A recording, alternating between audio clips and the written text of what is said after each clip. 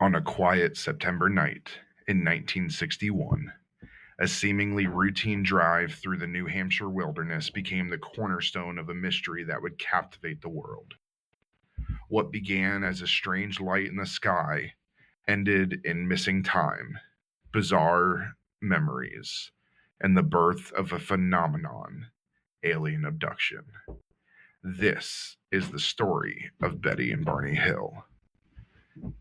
In this episode, we dive into the mysterious and groundbreaking story of Betty and Barney Hill, the ordinary couple whose 1961 encounter in New Hampshire's White Mountains became the first widely publicized alien abduction case. From their eerie close encounter with a strange craft to the vivid, haunting memories revealed under hypnosis, the Hills' tale set the stage for modern UFO lore. We unravel the evidence, explore their chilling recollections, and examine the psychological and cultural forces at play. Was it an extraterrestrial encounter or something closer to home? Join us as we uncover the story that forever changed how we think about life beyond Earth. This is Scarlet Tavern.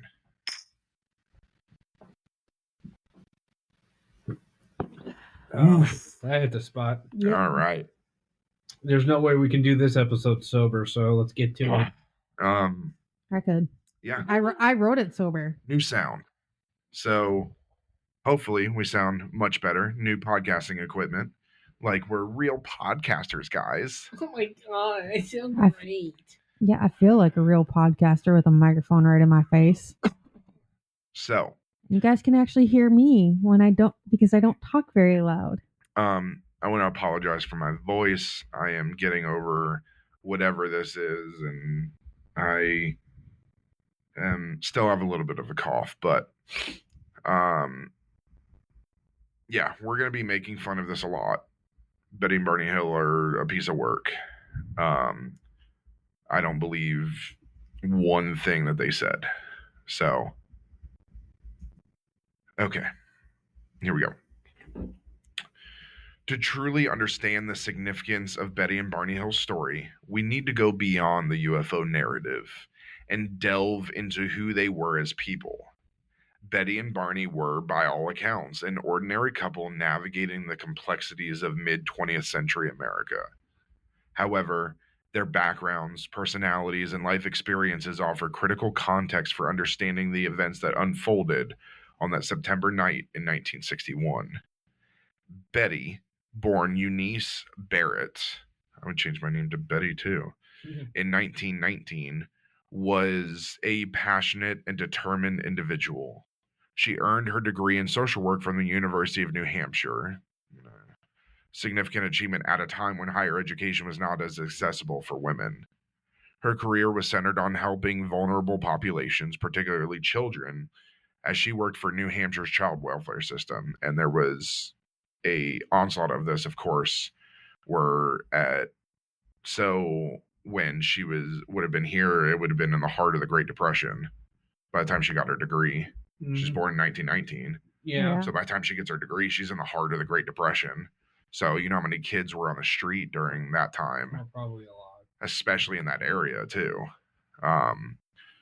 Betty was known for intellectual curiosity and open-mindedness. She had a natural interest in the mysteries of the universe and had already been exposed to UFO stories through media and personal anecdotes before the encounter. This openness to the unknown likely shaped how she interpreted the events of that fateful night. Barney Hill, born in 1922, was a World War II veteran who served in Europe. His military background gave him a sense of discipline and a practical, grounded perspective on life. After the war, he worked for the U.S. Postal Service, undertaking a grueling daily commute of 60 miles to provide for his family. Keep in mind, this is before they drove everywhere. Yeah. They were hoofing this 60 miles going to each door. Like, listen, he was a World War II vet. Now, almost every World War II vet was involved in the shit. Yeah. It depends on what he did and where he was. All we know is he served in Europe. We don't really know. He didn't really talk about it. Which a lot of them never talked about it. Most World War II vets don't talk about it. But unless it's to like people like us. But And unfortunately, there's not many of them left. Unfortunately, not. Barney's involvement in the civil rights movement highlighted his commitment to equality and justice. As an active member of the NAACP and a representative of the U.S. Civil Rights Commission's local board, Barney worked tirelessly to advocate for systemic change. His background as a black man in a racially turbulent America adds an important layer to the pressures he faced during this period. Now, I want to say, and I'm just saying this because of the time, of the time period. Barney's black, Betty's white. Oh yeah, this is no. In this time period, this was a no-no, and we're going to talk about that. Yes. Like, despite the fact that most of the New England states still allowed interracial marriages, it still was not approved. Especially him being a military veteran, those guys would have been like, "What the fuck, dude?" Oh, yeah. So, as of 2024, there are fewer than 70,000 World War II veterans that are still alive in the United States, according to the U.S. Department of Veteran Affairs. This is a significant decline from the 930,000 living in 2015. We are slowly losing America's greatest generation. And I believe England is not that far behind. No, So they're not. veterans too. But yeah, we're slowly losing our greatest generation.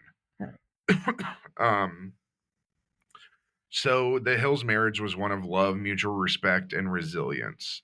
Their relationship stood out not just because they were an interracial couple during a time of significant societal prejudice, but also because they seemed to complement each other so well. Betty was curious, outgoing, and enthusiastic about exploring new ideas, while Barney was analytical, pragmatic, and often skeptical. This balance in their personalities created an interesting dynamic that played a significant role in how they processed the events of their alleged abduction. For example, Betty's openness made her more willing to embrace the possibility of extraterrestrial involvement, while Barney's cautious nature made him more resistant to the idea at first. At first being the key word. Being an interracial couple in the early 1960s presented its own set of challenges. In New England, racial discrimination was less overt than in the South, but it still existed. The Hills. I'm sorry. I'm just saying. In New England back then, they wouldn't burn crosses in your backyard, or necessarily lynch you, but they still make your life hell. I can tell you from where I lived in Wisconsin, like a half hour ish from my house was a KKK building. I'm from Florida. Yeah. They were rampant in Florida. Oh, I can imagine so. The Hills faced subtle and not so subtle forms of prejudice in their daily lives, which likely created a baseline level of stress. The societal backdrop may have influenced their psychological state during and after their encounter, making it essential to consider the cultural pressures they had endured. Despite these challenges, the Hills were prominent members of their community in Portsmouth, New Hampshire. Oh, piss off those people, Portsmouth, New Hampshire. Wow. They'll fight you for that one. Yeah. They can't fight. It's New Hampshire. Yeah. What was the last thing they were involved in? The Boston Tea Party? They do have their flag that says "Don't tread on me." So that's the Getson flag. We have that in Florida. I don't know what flag that is. I thought it was New Hampshire's. They like to think it's there, but it's not. It's in Florida. It's a place you don't want to tread. Yeah, because half the things are. Yeah. They were active in their local Unitarian Universalist church, where they found a progressive and accepting environment that aligned with their values. Barney's civil rights work and Betty's career in social welfare showcased their commitment to making the world a better place, even in the face of adversity. Now, okay, so Universalists. I've never actually encountered these. We had so one. I don't really know anything about them. We had a Universalist church in my hometown. It was a Pentecostal church that got sold and then changed to a Universalist church. I still can't They sell in churches and So yeah, I actually looked that. I'm like, oh, it's just a different church. Okay, whatever. no. So I mean, technically they're still Christian, but there are different types of universalism. So a universalist is someone who generally believes in the idea of salvation, enlightenment, or ultimate fulfillment is available to all people regardless of their beliefs, actions, or affiliations. Um, the specifics of universalism vary depending on the religious or philosophical context, but it broadly includes the belief that all souls will eventually achieve a positive or reconciled state no matter what. Basically, you don't have to repent. wow. You will eventually go to heaven. Now, there's Christian universalism, which believe that all people will ultimately be saved and reconciled with God, rejecting the idea of eternal damnation. Some see hell as temporary, meant for purification rather than eternal punishment, rooted in interpretations of Scripture that emphasize God's love and mercy. There is Unitarian Universalism, which we know they are. This is a modern religious movement that embraces theological pluralism, meaning members can hold a variety of spiritual beliefs. Values include reason, personal experience, social justice, and spiritual exploration. Not necessarily Christian. It incorporates ideas from many religious and secular traditions. You have philosophical and secular universalism, which is just that moral or ethical truths apply to all people, regardless of cultural background. And then there's universalism beyond Christianity, like actually Hinduism and Buddhism are considered a universalist religion because they do believe that eventually everybody will attain enlightenment or liberation. So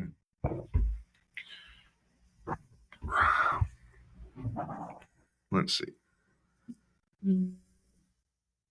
Before their encounter, the Hills were prominent members of their community in Portsmouth, New Hampshire. They were active in their. Oh, I already said that. Sorry. Oh no. I think I double clicked. Yeah, you doubled it. Whoopsie. Wow. I think I did this when I was like half asleep because. Wow. This is what we get for having Pam write our episodes. Hey. You know that these repeat episodes are supposed to make things better. Okay, they're better-ish. I'm only human. The Hills' background as hardworking, community-minded couple makes their story particularly compelling. They were not the type of people typically associated with fantastical claims, which adds credibility for some and a sense of tragic vulnerability for others. Their story forces us to consider how ordinary individuals can become entwined in extraordinary narratives, and how their personal histories shape the interpretation of such events. By exploring who Betty and Barney Hill were beyond their abduction claim, we gain a richer understanding of the human element in their story. It's not just a tale of UFOs, it's a story of two people deeply in love, navigating a complex and often hostile world, who suddenly found themselves at the center of one of the most intriguing mysteries of the 20th century. And I apologize if there is any more repeats. I wrote this episode a little bit ago, so I don't remember. We'll be docking her pay. Don't worry. I don't get paid for this shit. You get paid? No, of course not. No, what are you talking I mean, we about? share a bank account, so I would know. And you're the CFO. Well, I'm the Hey, CFO. she's the CFO. I know. That's what I'm saying. She would know. Because I would be the one that's writing you a check. Don't worry. Once everything goes down, when revenue comes in, we'll dock the pay for this episode. What the heck? Why would you dock my pay? Actually, we should probably not dock any pay to pay for Kayde's health bills because it sounds like he's dying. Yeah. But with Betty and Barney Hill, I mean, this one that we're about to get into actually how this happened. It gets weird. Yeah. And I'm going to tell you right now, as somebody who's actually driven some of these back roads of New England. You've never went to the White Mountains? I used to, when I worked for Dunbar, I actually used to have to go into some of these areas to make just a couple times, some of the more remote deliveries to some of these places. I've only been to where was it in New Hampshire? I think as far in as like Canton when we got the Yeah. car. That's right. Yeah, that's about it. That's about. No, Otherwise, no. no. We went into Massachusetts on the Vermont border for our 1 year, our anniversary. That wasn't the Vermont border. It was the Vermont border. I remember it was the Daughters of the Revolutionary War State Park. Great state park. If you're guys, anybody's ever out in that area, highly recommend. Great camping sites. Just don't go camping when a tornado is about to hit, like we did. Yeah, that is not an experience I want to repeat. Yeah. Especially when was getting sick because of the medications they gave me. Yes. That was an interesting anniversary, but not an altogether bad anniversary though. All right. I want to apologize if anybody heard that coughing because, like I said, I'm trying to get over whatever this is, and You're dying. It's okay. We accept. I am. It's tuberculosis. Yeah. Okay, no. Better not be. No, I had a No, you got to get it right. funny story here. It's aliens. Funny story is when I was in high school, I went to performing arts high school, and my ballet teacher, he was Indian, by way of England, and he would cough all the time, like really hard. It just he was an older guy. He's still teaching there. Ooh. Yeah, he's I don't know how he's not dead yet. But he would cough, and we'd be like, "Mr. Hetty, are you all right?" And he'd go, "Oh, it's okay. I have TB." And we're like, "Are you fucking kidding me?" He'd go, "No, I'm serious. That's why he eats so healthy. I have TB. I have to stay alive somehow." And I mean, this man has done a lot in his life. He was part of the Russian ballet. He was part of he has, and if you know dancing, the Russian ballet are like some of the best dancers in the world. Oh yeah. But yeah, he also used to take, and when he would eat a banana, he would take the inside and scrape the stuff off the inside of the peel and eat it. Ugh. I mean, I've seen like the TikToks of people eating the banana whole, and I'm like, Yeah, he would ugh. scrape it off and go, "Oh, this is the best part." How about we just acknowledge that bananas as a whole are disgusting? Yeah. You don't want me to say my thought out loud. Anywho, back to the crazy alien story. So, it was the evening of September 19th, 1961. Ben remembers this day. Oh yes, he does. I really don't. And Betty and Barney Hill were returning from a spontaneous road trip to Montreal and Niagara Falls. Horrible spontaneous road trip. Not Niagara Falls, Montreal. Yeah, that like I'm told that place sucks. Wow, that's not a road trip. That is like a long haul vacation because that is at least 8 hours to Niagara Falls. From where they are. From there, probably like 9 to 10 from where they are. Probably more like 6 to 7. But then going across to Montreal because you have to go through southern Ontario. Yeah, no, God, that is not a quick trip. Yeah. What? Wow. So they were driving their 1957 Chevy Bel Air, beautiful car, through the remote winding roads of the White Mountains in New Hampshire. The couple had planned to drive through the night to reach their home in Portsmouth before an approaching storm. Anybody from Portsmouth, I am so sorry. Can they afford internet there? Yes, they can afford internet there. I would hope so. It's expensive to live there. Doesn't mean the people are rich. Just means it's a tourist trap. You really think Floridians are rich? It's expensive to live in Florida and Orlando. Yeah. Trust me, nobody in Orlando is rich. The mountains were dark and still with little traffic on the road. The only sound was the hum of their car engine, underscoring their isolation of their surroundings. Betty and Barney were eager to return home, but neither could have anticipated the chain of events that would unfold over the next few hours. Doom, doom, doom. Around 10:30, just south of Lancaster, New Hampshire. Okay, you said Lancaster, right? I know I did. Betty noticed a bright point of light in the sky. At first, she thought it might be a falling star, but she quickly realized it was moving upward and not downward in a manner that defied natural explanation. Betty's curiosity grew as the light seemed to follow them, appearing larger and more erratic with each passing mile.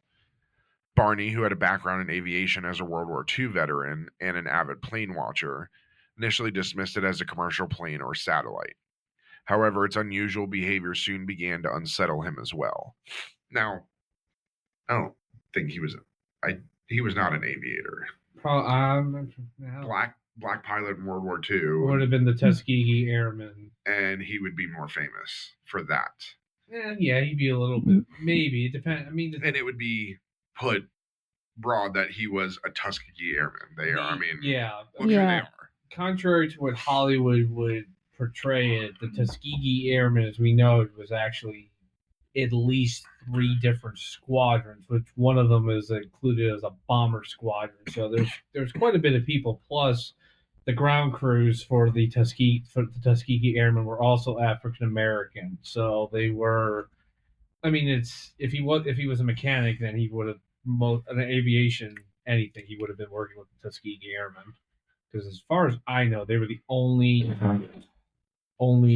African American aviation unit in the war. Yeah, there's no record of what he did in the military.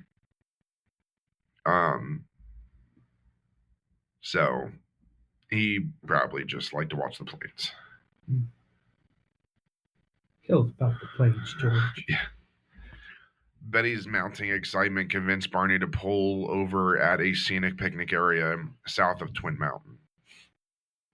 This stop allowed them to let their dog, Delcy, stretch her legs and to observe the object more closely. Delcy is the only innocent one in this. Yeah. Betty grabbed a pair of binoculars and studied the object in detail because they just kept binoculars in their car. Well, they did go to Niagara Falls. Yeah, I mean, the thing though, back then, the Niagara Falls wasn't like we've been there. It wasn't as built up, so there used to be some actual like really nice scenic spots there. Now it's all. Now it's so fucking packed. Yeah, and fucking ghetto with meth. So many fucking people there. Ugh. Can't move around.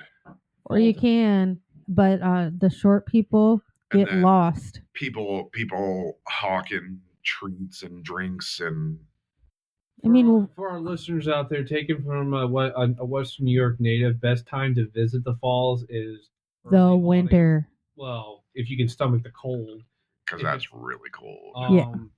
The best time to visit the falls is early to middle autumn, because all the regular tourists it's too cold for. So you're just getting the locals doing their jogging and stuff like that. And bring your own water and food because bottle of water. For 2 bottles of water because we want one that's really freaking hot, like $10. Yeah, it was a big markup. Yeah, and it was I believe it was like Dasani. It was Aquafina and the metal can or in the metal cans. Yeah.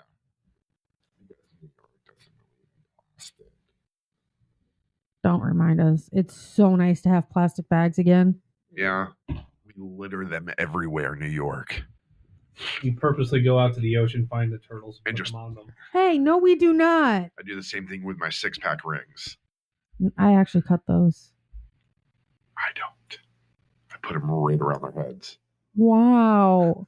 No, he doesn't. He grew up in Florida. He's basically related to Aquaman. My aunt that's listening is not listening, but my aunt's a huge turtle fan. The turtles are so cute, except for the snappers. The snappers, stay away from. Dare you put your hand by them? Hell no. I'm not. I mean, I am blonde, but I'm not that blonde. Not anymore. Nope, not anymore. I went red. I sold my soul. Um, So now I'm a redhead now. should introduce Pam to the eastern long-necked turtle. Hmm. It's also called the snake-necked turtle. That is a weird looking turtle. That is a really weird turtle. It folds its head in like sideways. I've seen that before. I have That too. doesn't freak me out as much as a snake does, so don't even think about it. For our listeners, I'm absolutely 100% terrified of snakes. I can't even see a picture of a snake. Or I'm a snake. Thank you guys. so again, she grabbed the binoculars. She described it as an odd spinning craft with multicolored lights that moved across the face of the moon. Was she just watching E.T.? I'm looking at this. It's like if it wasn't for the year, I would say keep watching. Phone home. No, they watch something else. It comes Her immediate thought was that this might be a flying saucer, as her sister had claimed to have seen one years earlier. My first thought would be, am I at a carnival? No, the spinning saucer ride. yeah, my first thought would be like Pretty old. my first thought would literally be like, all right, pinch myself to see if I'm dreaming. I'm not dreaming. Well, Did I take LSD? yeah. As we're gonna see, what might Am have I- actually been might have been a thing. Did I hallucinate this? That's what I believe. Am I hallucinating I believe they took LSD. I think so too. that or got drugged? With LSD, Yeah. I don't think they took it knowingly. probably not. Who knows? When Barney looked through the binoculars, he tried to rationalize what he saw. He thought it could be a commercial airliner headed towards Montreal. But what unnerved him was how the object seemed to change direction without turning, and how it moved close to them with alarming speed. Barney realized this object that was a plane was not a plane. Aliens. Yeah. No, this one is aliens. Not that. Not what? I'm not doing it. You can't You make have the hair for it now. Okay, his hair is more orange. Mine is red. He has the Weasley orange. I did not go orange this time. Did he also have the hand-me-down robes? Probably. No. The Hills decided to continue their journey, but the light in the sky followed them. They moved cautiously along the U.S. Route 3, driving through Fransonio Notch, a narrow mountain pass. The light darted around, zigzagging in the sky, sometimes disappearing behind trees or mountain ridges, only to reappear moments later. Like, Yeah. At one point, the craft passed over a signal tower on Cannon Mountain. It seemed to hover near the famous rock formation known as the Old Man of the Mountain. Betty would later estimate that the craft was at least 1.5 times the length of the granite cliff face, which measured 40 feet. Or for those of you that measure wrong, it's 12 meters. Yeah, I can't get into that. We have freedom units. Both Betty and Barney were increasingly unsettled by the object's silent, erratic movements. Its unpredictable path seemed almost deliberate, as though it was intentionally staying within their line of sight. Approximately 1 mile south of Indian Head, the object descended rapidly towards their vehicle. Barney was forced to stop the car in the middle of the highway. As they sat frozen in their car, the object hovered silently about 80 to 100 feet above them, filling the entire windshield with its size. Barney would later describe it as resembling a huge pancake. Despite his growing fear, Barney decided to investigate further. He grabbed his pistol, tucked it into his pocket, probably like a 380. Pancakes sound good. we're hungry, everybody. We've been doing some work around the house today. Yeah, rearranging the studio. Stepped out of the car to get a closer look. As he peered through the binoculars, he claimed to see humanoid figures through the windows of the craft. These figures seemed to be watching him, and their movements suggested coordination. Most appeared to communicate telepathically, warning Barney to stay where you are and keep looking. To Stay where you are and keep looking. Okay, I'm sorry, but if it's 80 to 100 feet, how are they look like? How is he seeing this? That's a pretty good He eyesight. has good eyesight. He's a military man. Okay, you and I were military, and our eyesight is shit. Quit pointing at me. Actually, there's a third person that refuses to get That has glasses that needs worse glasses. eyesight. I don't know I'll about get 'em when I worse. get 'em. So Barney was overwhelmed by a sense of dread and ran back to the car, yelling to Betty, "They're going to capture us." He jumped into the driver's seat and sped down the highway, trying to escape the craft, which now seemed to be pursuing them. Listen, this dude was having a PTSD episode. I don't understand. Honestly, I firmly believe that some of this for him, depending on we don't know what he did in World War II, where he was. We know he was in Europe, but we don't know. PTSD, possibly. Yeah, Yeah. it depends on what he saw and did, but honestly, this is already an inconsistency. So he's telling us that he approaches it, and they tell him in his mind, stay away and stay where you are and keep looking. But then he runs, and they're like, they're trying to capture us. It's like, No, I thought they told you to stay. I don't they told get you it. to watch. Which is weird. This is some kind of like weird alien voyeurism. Like, hey, there's a chair over there in the corner. We'll be back with your wife. As I mean, that's essentially what happened. alien cucking. It's the new kind of abduction. As they raced down the highway, loud rhythmic buzzing sounds began emanating from the trunk of their car. They forgot their dog in the trunk. I was about to say, it's like, dog? Both Betty and Barney felt a strange tingling vibration through their bodies. This was the last clear memory they had before a sudden lapse in time. When they became aware again, they found themselves 35 miles farther along the road, with only fragmented and dreamlike memories of the intervening time. Both felt disoriented, but continued driving until they reached home at dawn. I mean, I've had that when I've been sleep deprived. I mean, they did just drive across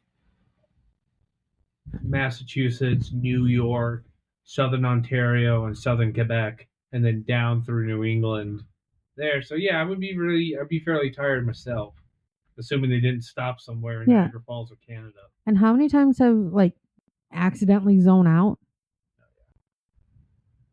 Oh yeah, you get tired on the road. You just zone out. You start weaving. I mean, I can't tell you how many times I've gotten home and I don't realize how I got home. Yeah, I've done that too. I work overnights, so And it's scary when it happens. Like, I drive the same way every single day, so I've had it where next thing I know, I'm pulling off onto our exit to come here. And I'm like, I felt like I just left work. Just crazy because I drive along with tons of semi trucks and yeah. Don't get me started on semi trucks. So the Hills would later try to reconstruct the events of the night, but the missing 2 hours would remain a central mystery. Their memories were fractured and incomplete, with only faint recollections of seeing a fiery orb on the ground and vague impressions of roadblocks and figures approaching their car. The encounter left them shaken, with physical and emotional after effects that would continue to haunt them. Barney, typically the more skeptical of the two, couldn't shake the sense of dread he felt when looking at the humanoid figures, while Betty's curiosity about the craft and the strange light grew into a consuming obsession. This series of events marked by the beginning of one of the most intriguing and debated UFO cases in history, a story that would take years to fully unfold through memories, hypnosis, and investigation. The mystery of what truly happened during those missing hours remains at the heart of the Betty and Barney Hill abduction.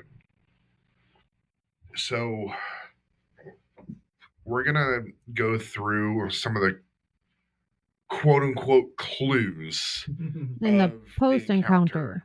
Yeah.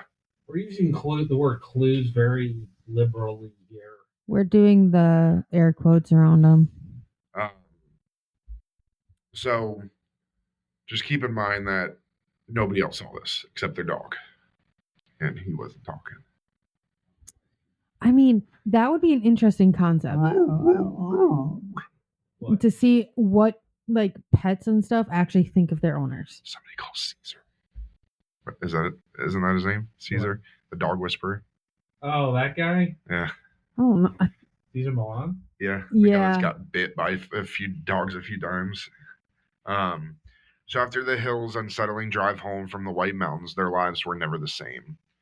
While the experience of missing time and the encounter itself remained fragmented in their memories, the days and weeks following the event were marked by strange physical evidence, psychological distress, and an increasing sense of unease.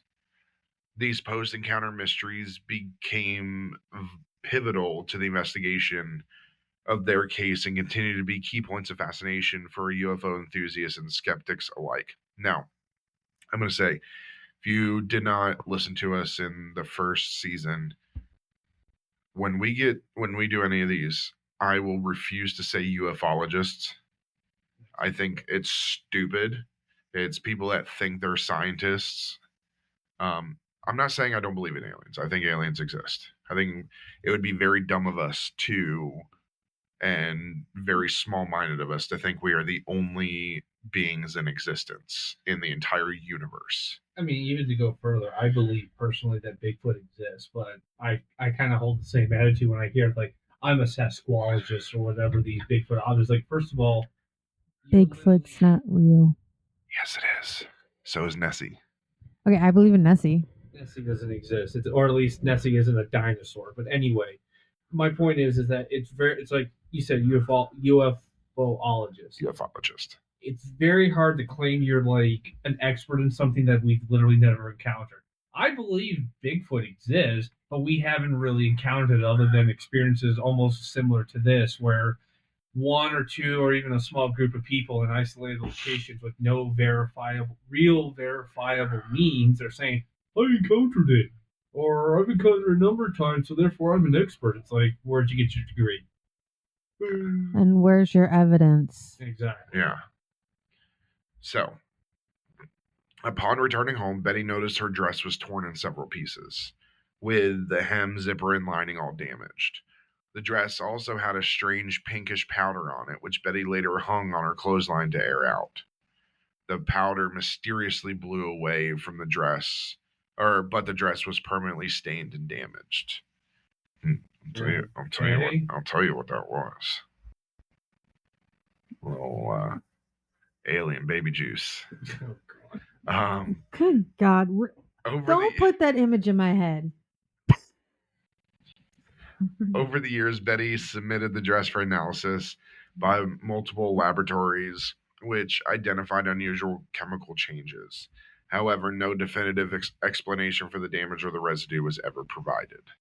Don't make me think of the Asgard aliens in Stargate SG-1. No, I was thinking. Thor, Heimdall. No, I was thinking like Marvin the Martian. Dude. Okay, that's even worse. That's even worse. That is a kid show, sir. There is some adult stuff in those shows. Barney's best dress shoes were inexplicably scuffed at the toes, despite no memory of events that could have caused the damage. Maybe you running away like a little bitch did that. Also, who's wearing their dress shoes while they're driving and traveling? Think of the time. Yeah, true. And granted, although this isn't the 40s, This this is is the 60s, 70s. Yeah, I mean, I don't know. It seems really some of these clothes that they're wearing. I mean, obviously Betty wearing a dress, that's not unusual, but why is Barney wearing dress shoes? That's kind of weird. It's because they're good Christian people. And honestly, I've scuffed my shoes without even realizing it. It's because he ran away like a little bitch instead of being a man and fighting these aliens for his wife. Yeah, some veteran you are. Wow. Damn, dude. I don't like Betty and Barney Hill. I don't like them at all. If they were here, I'd bitch slap both of them. Damn, dude. I'd bitch slap him back to World War II. Wow. Maybe he could actually do something. Additionally, the leather strap of the binoculars he had used to observe the craft was broken. Barney could not recall how or when this had happened, adding to the sense of disorientation and confusion surrounding the event. We made the warning at the beginning, and I had said, I believe it was last week too. And I said I talk about Betty and Barney Hill. Um, I don't hold back on these two. Same with the Warrens. Same with the Warrens. I don't like either of them. Which I'm going to be working on a deep dive of the Warrens later on. One other thing we are going to do is we have a schedule kind of put up, but we are going to cut into that schedule. We will be doing an episode or two on the lovely Casey Anthony. Lovely my ass. Who is on TikTok now. No more. Oh no, she's got banned. Pleading for people and saying that she'd be an advocate for her daughter. For herself and her daughter, and for others who were wrongfully, what was it? Who knows? Who cares? Exactly. I watched it just because I was curious what she said. And then she said something about her daughter. And I'm like, nope, fuck you. I'm not giving you any money. And people wonder why I hate Florida. It's people like her. Yeah. Because guess where she's from? Florida. So the trunk of their 1957 Chevy Bel Air had several shiny circular spots that had not been there before the encounter. Right? Somebody buffed your fucking car. When the Hills experimented with a compass near these spots, they discovered the needle would spin wildly. Okay. Okay, maybe there's a magnet there somewhere. Or maybe your compass is just crap. Yeah. However, when the compass was moved just a few inches away, it would return to normal. This magnetic anomaly baffled them and later intrigued investigators. Although no definitive scientific explanation for these circles was found, they remain one of the most peculiar physical pieces of evidence in this case. Both Betty and Barney exhibited behaviors that seemed uncharacteristic. Betty insisted that their luggage be left near the back door instead of bringing it in the house, an action she could not fully explain. Barney felt compelled to examine his genitals in the bathroom, though he found nothing unusual, or he found nothing at all. I mean, or Betty wasn't doing her wifely duties. I mean that is the time that. I think these people are just nuts. And yeah. I think one of the no pun intended. You are what you eat. Wow. Oh God. I mean, honest to God, I think what we're seeing here. Obviously, I have no explanation for the quote unquote the mysterious circles on the car, but all of this behavior. I mean, I've seen it before. People coming down from a really bad drug trip will start exhibiting manic symptoms. Like they start weird little things. They start cropping up in their head. They have to do. They go because they're coming down from that. Especially if what they took, I think, was LSD. Somebody slipped it to them somewhere between Montreal and where they first started encountering. This encounter supposedly happened. I think it could very well be with a psychedelic drug. I'm pretty sure their minds are messed up. I mean, I've never done the drug before, but from what I understand, people who take LSD or anything similar to that, even after the initial trip is over, you're still kind of experiencing side effects after, like maybe a day or so after it. Isn't this also around the time of MK Ultra? Yeah, I believe so. Yeah. Or at least the beginning of MK Ultra. It would have probably been a different phase of it going on. So probably middle. Yeah. Middle to end. But it could very well, maybe. But also LSD was becoming more and more popular in the sense that it was becoming more. MK Ultra. So this was right in the middle of it because MK Ultra was 50 to 73. This was 1961. Yeah, it would have been necessarily in the middle of it. So also, this is when they were expanding 53 to 60s. It expanded 150 plus sub projects, including universities, prisons, hospitals, and military facilities from U.S. and Canada. So it is within the realm of possibility But that they were unknowingly an drugged. experiment, yes. I won't. Again, can't ever say never, especially with MK Ultra. But again, keep in mind they're driving through rural New Hampshire. There are no real military bases there. Well, Not it today, doesn't. not even back then. And again, LSD on its own was becoming more and more of a recreational drug. But it doesn't necessarily have to be like military or anything like that. It could have been they stopped at a diner, something happened and they had to stop at like a hospital or something like that. I think it was. I think they stopped at a diner, most likely a diner. I mean, I would think they would have said, "Oh, we had to stop at a doctor's office on the way between there." Not necessarily. It's more You're gonna. I would feel like you would remember stopping at a hospital more than you would remember stopping at a diner. So, not immediately where they were, but there were several bases near them. So you had Pease, which is in Portsmouth. Yeah. It is Pease was believed to be involved in UFO monitoring. That's where the B-47 Stratojets were. Oh. During the 60s. It was the SAC base during the Cold War. Oh. You had Grenier Air Force Base, which is now Manchester Boston Airport. Okay. That at that time was a base that was about 60 miles south of their abduction site. Okay. Which did military aviation operations. There was also New Boston Air Force Station, which is now Space Force. 25 miles southwest of the abduction site. They did radar tracking and electronic warfare testing. And then there was also a naval shipyard there in Portsmouth Naval Shipyard. That one I know. I would assume rule out if it was MK Ultra and if they were operating out of any of those bases, the one that would have probably been close to link there would have been the ones further away from there. Because remember, this all happened in the White Mountains, which is central and northern New Hampshire. Which again, I still rule out MK Ultra, but again, as I said, LSD, I'm just playing devil's advocate. Oh yeah, no, I because the sub projects were doing LSD aerosol dispersal. And the thing they is, were literally going spraying fucking LSD everywhere. Yeah, who knows? God, why couldn't I have lived back then? And also, Air Material Command was there. Hanscom. Super. It is, but it is only an hour from Portsmouth.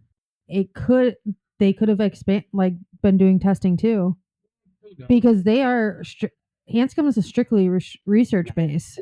Think about what that could have been something from Pease.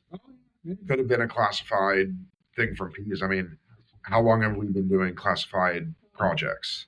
I still Since think the beginning of time. I still think it was some asshole cook at a diner that laced the food. That to me, this all reads like a bad LSD trip, loss of time and everything, and the after effects kind of fit with the manic episodes and behavior. And so to me, it's like, okay, who did it? Was this a government experiment, or was this just some asshole waiter or cook at a diner somewhere in Canada or northern New Hampshire that just decided to play fuck games with a couple going down a lonely highway? Well, it could also be like, hey, he's black. Let's whatever the motivation. 60s. Yeah, whatever the motivation is. So the Hills took unusually long showers after arriving home, describing an urgent need to cleanse themselves. The sense of contamination is often reported in modern abduction accounts, though in 1961 it was virtually unheard of. Their discomfort and compulsive behavior further fueled their belief that something extraordinary and invasive had happened to them. Okay, the unusually long showers after arriving home. Doesn't that always happen after a long trip? You just want to take a long shower because you feel gross and like gritty. Mm-hmm. I mean, I know when we drove from like to Wisconsin from New York, it's like a 12 to Well, 13-hour drive. Think about when we moved you guys down here. Oh, don't even. Yeah. And that was only a 6-hour drive. I still have flashbacks to that. Ugh, I never want to experience that again. In the weeks following the encounter, both Betty and Barney struggled with a growing sense of unease. Betty experienced frequent episodes of anxiety and began to suffer from recurring nightmares. Barney, who was typically stoic and pragmatic, found himself increasingly irritable and distracted. He began to develop physical symptoms, including ulcers and hypertension, which doctors attributed to stress. About 10 days after the encounter, Betty began having a series of extraordinarily vivid and detailed dreams. For 5 consecutive nights, she dreamed of being taken aboard a craft, separated from Barney, and subjected to medical examinations by small humanoid beings. These dreams were unlike anything she had experienced before, both in their intensity and the clarity of the details. In her dreams, the beings were described as being about 5 feet tall with large dark eyes, bluish gray skin, and thin lips. Betty also recalled a leader who communicated with her in English and showed her a strange star map, explaining the craft's routes through space. After the 5th night, the dreams abruptly stopped, but continued to occupy her thoughts during the day. Betty eventually wrote down the details of her dreams, which would later align with memories uncovered during hypnosis. This hypnosis is such a reliable method of recalling memories. As the Hills tried to piece together their journey home, they realized their trip had taken far longer than it should have. The 178-mile drive from Colebrook to Portsmouth normally took about 4 hours, but they arrived home nearly 7 hours after their departure. They could not account for 2 hours of the drive, and the last 35 miles between Lincoln and Ashland were completely blank in their memories. Both Betty and Barney recalled hearing a series of loud buzzing noises during the encounter, but their recollections beyond that were disjointed and incomplete. Betty had fleeting impressions of a roadblock and being surrounded by figures, while Barney had a vague memory of a fiery orb near the road. These scattered details only deepened their sense of confusion and made them desperate for answers. Betty, feeling a need to report what happened, contacted the Pease Air Force Base in Portsmouth. She described the encounter in detail, including movements of the craft and its proximity to their vehicle. The Air Force took a report seriously, though their official conclusion attributed the sighting to natural causes, specifically the planet Jupiter. This explanation did little to satisfy the Hills or address the missing time and physical evidence. How the fuck was that planet Jupiter? I mean, I know it's. Listen, all reports account them just seeing the planet Jupiter. Maybe it was their anus. I mean, Uranus. You can imagine. I want to know who the sergeant or airman who drew the short straw that day to be like, fuck, I'm on alien call duty. Son of a bitch. Last time Not I tried, again. It's like last time I tried and bang this first sergeant's wife. Or- Jesus. Whose Cheerios did I piss in? Damn it, Jody, I gotta go. I have to take a report on aliens. Betty also contacted NICAP, the National Investigations Committee on Aerial Phenomena. I fucking hate NICAP. Civilian UFO Research Organization. NICAP investigator Walter Webb, fucking wacko too, conducted a 6-hour interview with the Hills, during which they recounted everything they could remember about the encounter. Webb was struck by their sincerity and the level of detail in their accounts, concluding that they were telling the truth, though certain elements remained unverifiable. And see, here's the first red flag. The level of detail in their accounts. You shouldn't have a lot of detail. Almost everybody before this who had an encounter didn't have a lot of detail. They just showed up somewhere butt-ass naked. They lost time. But no, not, oh yeah, I remember what they look like. They talked to me in English. They showed me a star map. Which is kind of weird. Yeah. And even like later accounts didn't go into that much detail. The Hills' experiment with the compass near the shiny circles on their car trunk remains one of the most intriguing physical clues. While skeptics have suggested that the effect could be attributed to natural magnetic properties of the car or contamination from nearby objects, No definitive explanation was provided. The apparent connection between the circles and the encounter was a key focus for UFO researchers at the time. Even as they sought help from investigators and explored possible explanations, the hills remained haunted by the gaps in their memories and the strange physical evidence. The sense that something extraordinary had happened to them was unshakable, setting the stage for deeper investigations that would eventually include hypnosis sessions to uncover their missing memories. The post encounter period was marked by a mix of physical, psychological, and circumstantial evidence that defied simple explanation. While skeptics would later attempt to rationalize these anomalies, the combination of physical clues, behavioral changes, and fragmented memories made the Hills experience one of the most compelling UFO cases in history. The mystery surrounding this period remains central to understanding the impact of their encounter and the lasting fascination it continues to inspire. Are you laughing at their experience? Absolutely, 100%. That's rude. How dare you make Damn, them dude. feel lesser? Eh, Wow. What would you do if it happened to me? Laugh. No, I would not laugh if you got abducted by aliens, because aliens would not abduct people. I'm sorry, but I don't see the logic in abduction.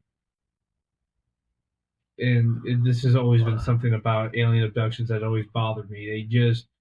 Everyone else is like, why wouldn't an alien want to study human? I was like, I just don't see the logical point in alien abductions. I think they do study us, but I don't think maybe some people were abducted.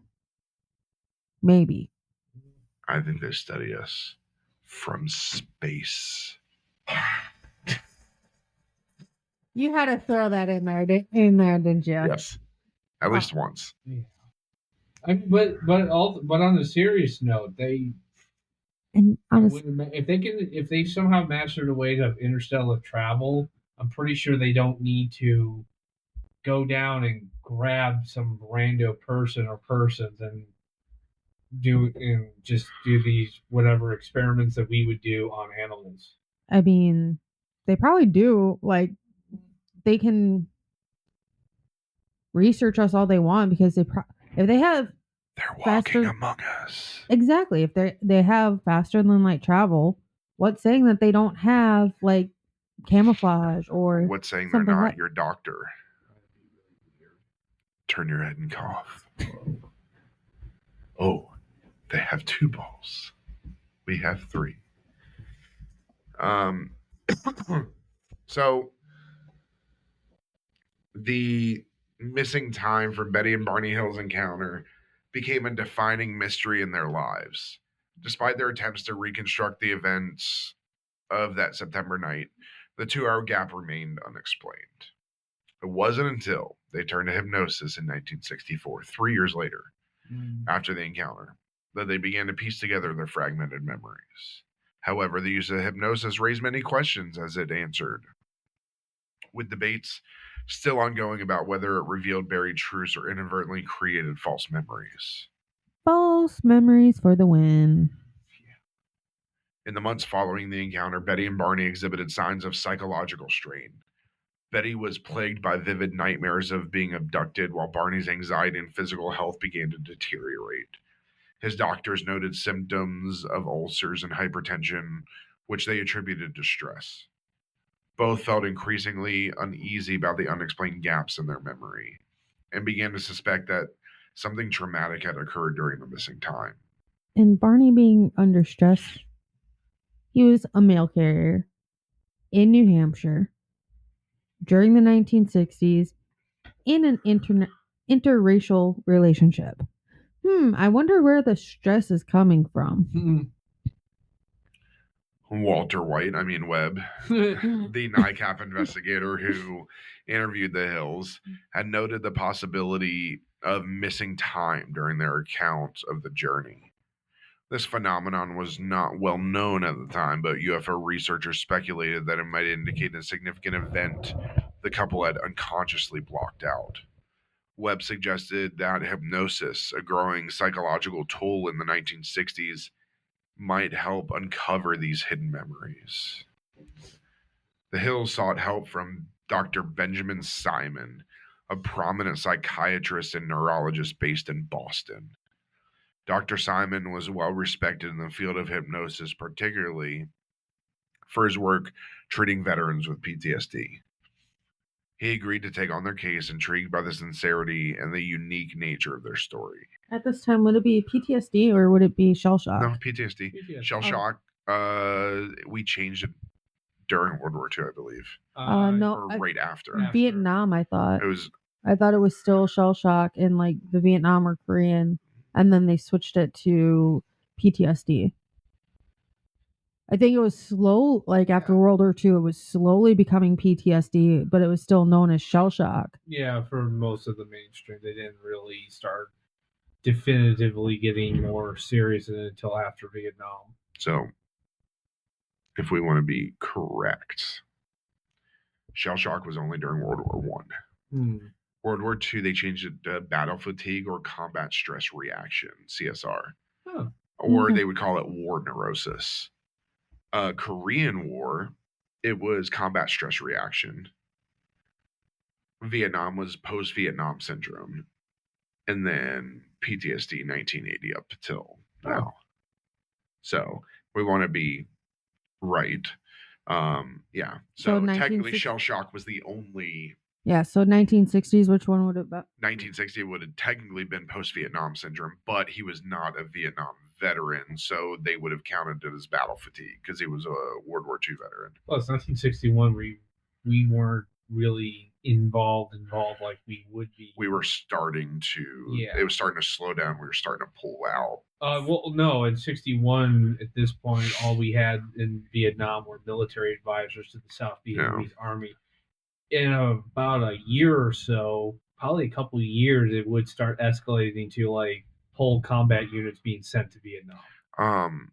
Yeah. So because he was from World War II, they stopped calling it shell shock because doctors didn't like it because they related that with people exposed to explosions. Yeah.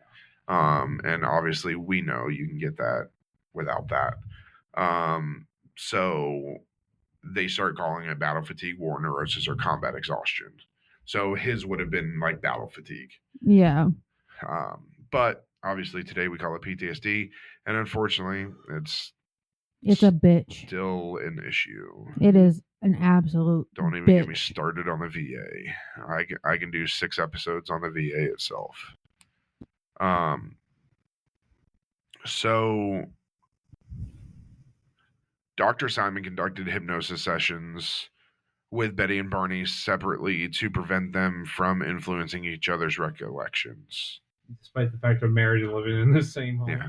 And shared everything with each other. This method allowed him to compare their accounts for consistency and provided a clearer picture of their individual experiences. Under hypnosis, both Betty and Barney were guided into a relaxed state to access subconscious memories. Simon used a technique known as age regression, leading them back to the night of September 19th, 1961. The process was emotionally intense, with both subjects reliving their experiences in vivid detail. As the sessions progressed, Betty and Barney began to recount strikingly similar narratives of being taken aboard a spacecraft by humanoid beings. While their descriptions sometimes diverged in minor details, the overarching themes of their accounts were consistent, which Dr. Simon found compelling. Well, no shit, they lived together. They lived together for 3 years, talking about it daily, most likely. Because remember, they tried to figure this stuff out on their own before they actually called NICAP and anyone else. Yeah. So they already had a chance to get their story straight. Barney's hypnosis sessions revealed a deep sense of terror. He vividly described seeing humanoid figures in the windows of the craft with large wraparound eyes that seemed to penetrate his thoughts. Anybody, this was a drug-induced, something from LSD, and it was squirrels. It's not the only thing they penetrated. Just wait. He recalled being unable to look away, as though the beings had a mesmerizing hold on him. Their eyes, they're in my brain, That sucks. he said during one session, his voice trembling with fear. I could not have been the guy that saw Benjamin Simon doing this. He'd be like, "Oh, nice, huh?" Yeah. Barney recounted feeling compelled to drive the car off the road and stop in a wooded area. I do that. I feel that a lot. I don't act on it. I mean, I feel like driving it off a fucking mountain, but I don't do it. There, he described 6 humanoid figures approaching the vehicle. He felt paralyzed with fear as 3 of the beings led him out of the car and onto a ramp that extended from the craft. His memories of being inside the craft included being undressed by the beings who communicated through telepathy, lying on a short metal examination table, which was uncomfortable due to his height, and having various instruments placed on his body, including a circular device that pressed against his groin. We need to see your small pee-pee. I'm telling you, this guy, his wife and him were having an LSD trip, and a bunch of bears or deer or something were fucking with him while he was naked on a picnic table. I'm telling you, What the fuck? think about it. They're having an LSD trip. He's like, I'm on this examination table, and there's some poor family driving up. It's like, Dad, I just want to eat my picnic, and there's some naked black guy on the table. Barney's sessions often left him visibly distressed, sweating and trembling as he recounted the experience. Despite his skepticism about alien life, his hypnotic recollections painted a vivid and unsettling picture. Now, Betty. Betty's hypnotic memories bore striking similarities to the vivid dreams she had experienced shortly after the encounter. No shit. However, her account during hypnosis included additional details and differed in certain ways, suggesting it was not entirely influenced by her prior dreams. Betty described being separated from Barney once they were aboard the craft. She interacted with a being she called the Leader, who communicated with her in English. The being reassured her that no harm would come to them. Betty recalled being placed on a similar examination table and undergoing medical procedures, including the insertion of a long needle into her abdomen. The beings told her this was a pregnancy test, a concept unfamiliar to medical practices at the time. Unlike Barney, Betty seemed less afraid and more curious about the beings, even attempting to engage them in a conversation. Yeah, because she's not a bitch like Barney is. Well, she's a bitch, but unlike, or one of the most remarkable elements of Betty's hypnosis sessions was her recollection of a star map. She described seeing a 3-dimensional map with points of light connected by lines, which the Leader explained represented trade and exploration routes. Under hypnosis, Betty reproduced the map with striking detail, which later became a central piece of evidence for proponents of their story. Funny enough, she named it herself. Dr. Simon's professional conclusion was nuanced. While he did not believe the Hills were fabricating the story, he theorized that their memories were likely shaped by psychological facts, including Betty's dreams and the stress that they were experiencing as an interracial couple in a racially turbulent time. He noted that their descriptions under hypnosis were consistent with symptoms of post-traumatic stress, though the source of the trauma remained unclear. Yeah. Simon was cautious about attributing their memories to extraterrestrial activity. Keep in mind, this guy's not a UFO believer. He is a legit psychiatrist. Mm-hmm. And helps veterans. Like, this was a good dude. Yeah. And unfortunately, he had to deal with these quacks. Yeah, and it gave him a bad name. Yeah. He believed hypnosis had unlocked subconscious interpretations of real-world events, possible misidentified stimuli such as light or aircraft. Stopped short of endorsing the UFO explanation. Smart man. Yeah. Keep his business intact. Yeah, he's like, I want to actually have a practice after this. I want to still be able to treat veterans. And I don't personally know anybody that has done this to treat their PTSD, but I know it was a big thing in the 60s and 70s. It was a new concept.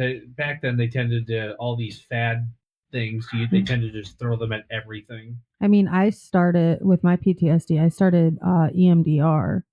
Never really finished it, but that was probably like the closest thing. I just used alcohol. Yeah. It worked for me. Not really. Hypnosis was a widely accepted psychological tool in the 1960s, but it was not without controversy. Critics argued that hypnosis could create false memories, especially if the hypnotist unintentionally led the subject. In the Hills case, skeptics have suggested that their accounts may have been influenced by cultural factors, such as science fiction media or Betty's pre existing interest in UFOs. The use of hypnosis to uncover hidden memories became a hallmark of alien abduction narratives in the decades that followed. The Hills case set a precedent, lending a veneer of scientific legitimacy to similar claims. However, it also sparked debates about the reliability of hypnosis as a method for recovering repressed memories. The hypnosis sessions conducted by Dr. Simon revealed striking and detailed accounts of the Hills' alleged abduction, but they also left lingering questions. Were these memories accurate recollections of a real event, or were they constructed by the mind to make sense of a mysterious and traumatic experience? Or was it from a TV show called The Outer Limits that they did watch? That's a good show. Yeah.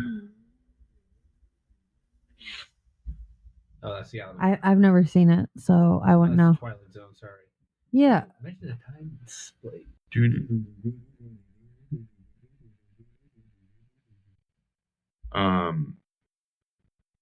For Betty and Barney Hill, however, the sessions brought a sense of resolution, providing them with answers, however subjective, to the mystery that had haunted them for years.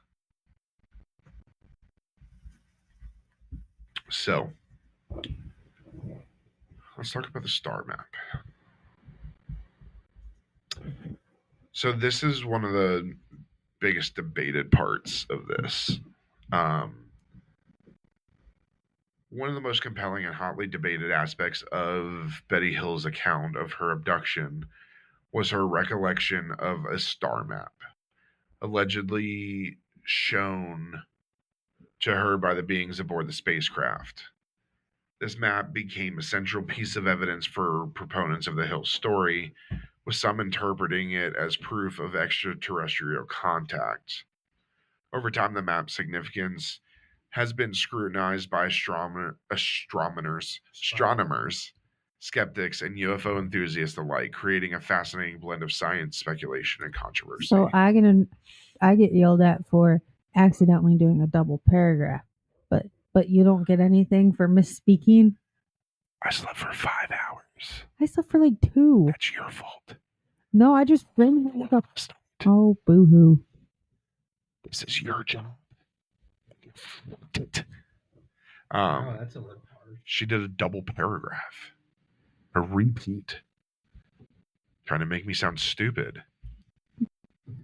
No comment. No comment. I'm not walking into that one.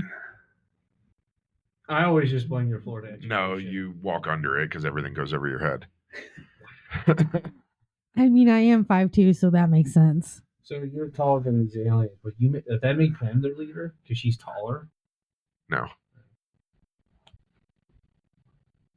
I mean, we already said she's an alien. No, we said Ben was the alien. I don't look like them. You sent. Oh, what was that? You what? Finish your thought. Resemble what? Finish that thought. I double dog dare you. You should know those don't work on me. I almost stepped on a landmine and I'm going to backtrack out of it. So anyway, I heard the click of the landmine as he stepped on it. Star map from the crazy lady Betty Hill. Shall we?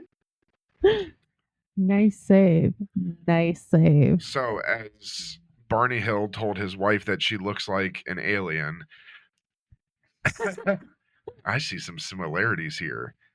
Are you Barney Hill? No. So I mean, Ben fought in World War II as I well. didn't fight in World War II. No, he fought in the Coliseum as a gladiator. Wish I did. Don't give him that much credit. Wow. Jeez. God, don't give him that much credit. Could have fought in the Coliseum. You don't know. Okay, I didn't say I win, but what's the earliest war? Trojan. Yeah. The war between good and evil. Wow. He was the snake in the Garden of Eden. He's not Satan. Yeah, the Trojan War would have been the first major war. Ben was in the head of the Trojan horse. Okay, the earliest recorded war was between the Sumerians and the. I'm gonna butcher this. Don't say shit. Elamina. ELA. ELAMITES. Around 27,000 BCE in Mesopotamia. No idea. Funny enough, though, a lot of Sumerian mythology is connected with UFOlogy. Yeah. Okay. So. Off track again. Sorry, guys. Yeah, it's painful. Under hypnosis, Betty reproduced. Stop fucking flipping us off. Betty, this show is made for kids. Betty reproduced a star map from memory. The map it's convenient how she can't remember other things, but she can produce a fucking star map from memory. The map consisted of 12 prominent stars connected by straight lines. Additional stars in the background. Betty claimed that the lead did not name any of the stars, but pointed out the location of her sun and the being's home star. The precise and structured arrangement of the map intrigued both researchers and skeptics, sparking a search to determine if it corresponded to any known star system. Guess what? It didn't. And also, why would they just randomly show the person they've abducted? Hey, by the way, we live here. Yeah. Well, and this is the thing. So this gets called the Zeta Reculi system. I believe. Yes. Well, it's what it appears to look like, the Zeta Reculi. Yeah. That's a system like 39 light years from us. Why'd you choose one that far out? So nobody can verify her story. So, talking about Marjorie Fish for a minute. Marjorie Fish was an elementary school teacher and amateur astronomer who became captivated by the Hill story after reading John G. Fuller's The Interrupted Journey. Fascinated by the star map, Fish set out to determine whether it represented a real vantage point in the universe. Fish painstakingly created a three-dimensional model of nearby stars using beads and thread, basing her work on the stellar distances published in the 1969 Gliese Star Catalog. She assumed that the beings were from a star system with characteristics similar to our sun, such as temperature, luminosity, and the potential for habitable planets. After studying her model from various vantage points, Fish identified a possible match. The map appeared to align with the Zeta Reticuli system, a binary system located approximately 39 light years from Earth in the constellation Reticulum.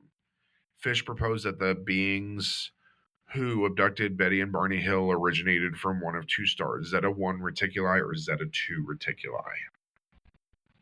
Easy. Didn't she have other better things to do, like educating the youth of America? No. Nope.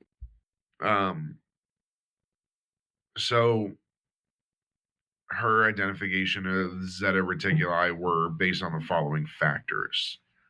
The stars were similar in size and luminosity to our sun, making them candidates for hosting life-supporting planets. The arrangement of stars in the region closely matched Betty's sketch when viewed from a specific angle in space. The pattern of lines connecting the stars on Betty's map corresponded to trade and exploration routes in Fish's interpretation. Okay, so Fish knew the trade routes. I was about to say, I'm like, how do you know an alien? Or is she a lizard person? She's a fish person. Quite literally, it's in her name. But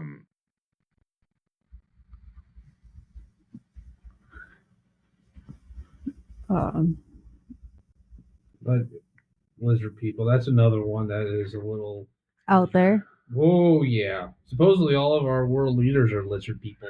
And the Queen of England was supposedly the head lizard person. I mean, look at what happened. She passed away, and now, yeah. What? All old people are lizard people. Yeah. I mean, they look like it. Yeah. So, wow, you're admitting that your hero was a lizard person? Maggie Smith. Maggie Smith was a lizard person? No. She was the only She was a one. lizard cat. Starfluff? So, Fish's findings were sent to Walter Webb, the original NICAP investigator, who found her conclusions compelling. Of course he did. The map was later popularized in UFO literature as potential evidence of extraterrestrial contact. While some researchers found Fish's interpretation intriguing, many astronomers were skeptical. One of the most vocal critics was Carl Sagan, who argued that the map's alignment with real stars was coincidental. Sagan pointed out that the dots on the map could represent any number or random alignments. Humans have a natural tendency to find patterns even when none exist, a phenomenon known as pareidolia. And without connecting the lines, the resemblance to real star systems diminished significantly. Carl Sagan, just to let you all know, very famous astrophysicist. He was the mentor to Dr. Don't we have some of his books? Yes, we do. I think we have a couple. We have a few of his one, books one sitting or right two. over there. He's also the mentor for Dr. Neil deGrasse Tyson. Yeah, We have a few of his books too. exactly. I mean, some of the brightest minds in history. Carl Sagan also was a I believe he also believed in aliens. He just was very logical about it. Many of these early belief proponents of UFOs were really out there about it. Sagan always kept his beliefs rooted in science and logic. He never really, I don't think he ever really believed that aliens who found a way to travel between stars would just bother with our planet to just because.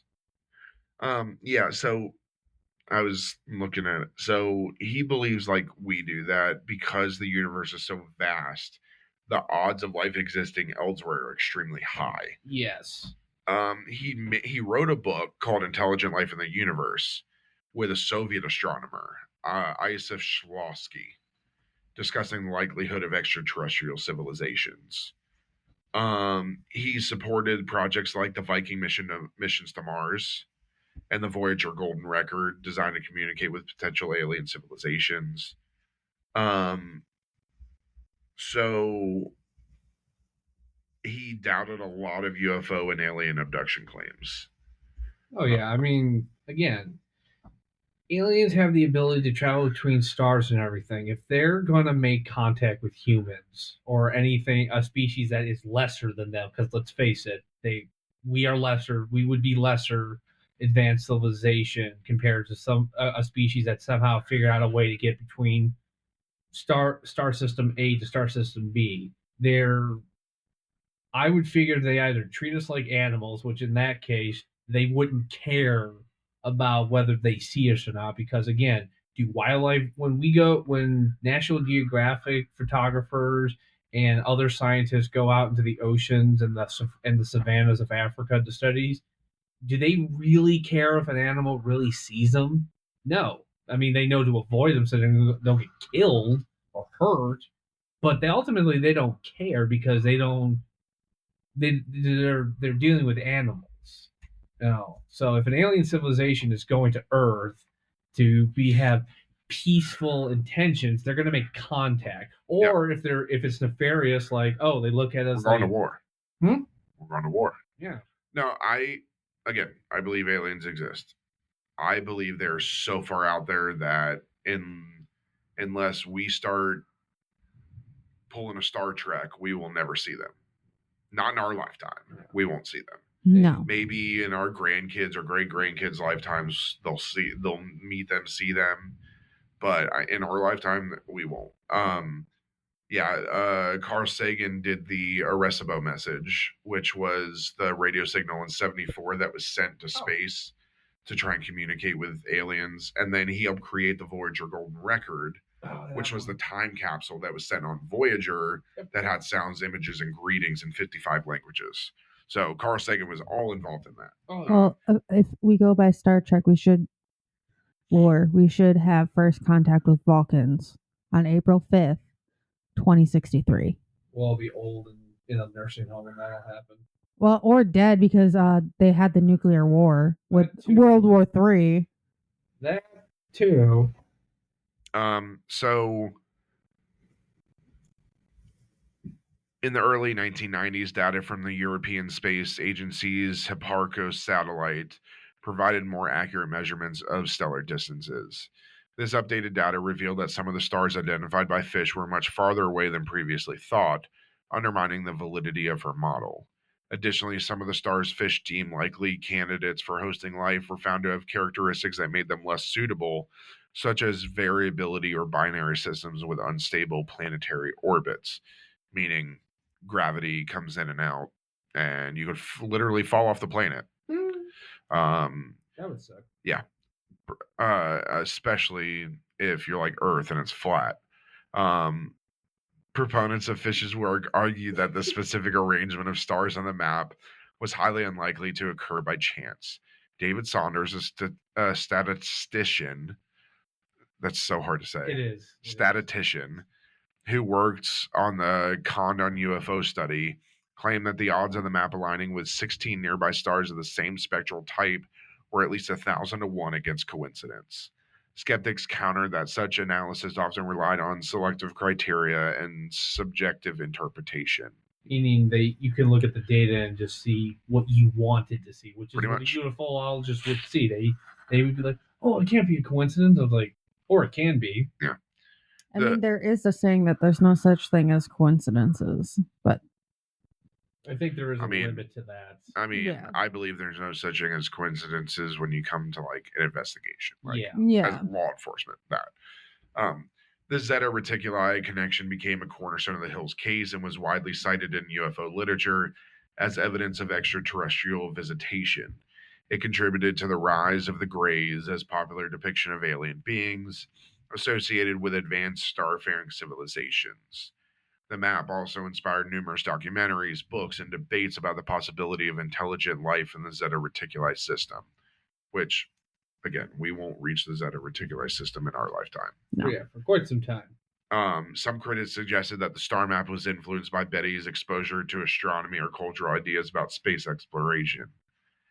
They argued that her subconscious mind could have constructed the map based on a combination of dreams, scientific imagery, and her interest in UFOs. Most likely. For many, the star map remains a symbol of the Hills' sincerity and the potential for their experience to have been real. It represents a tantalizing possibility that intelligent life exists somewhere in or elsewhere in the universe that has visited Earth.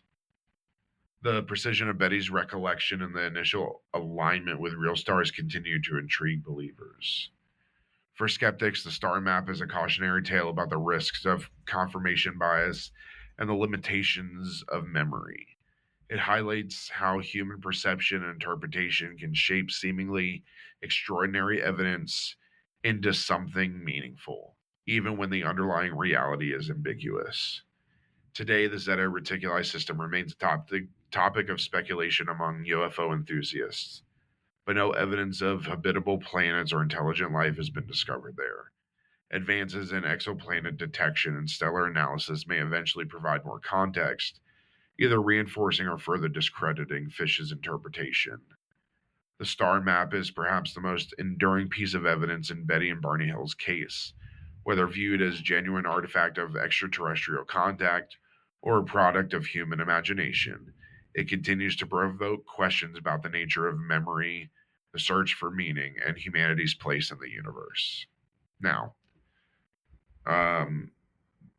that's where we're going to end this episode. We will come back with public relation and kind of wrap everything up. That's going to be a short episode, probably about like a half hour or so. Yeah, we'll kind of wrap all of that up.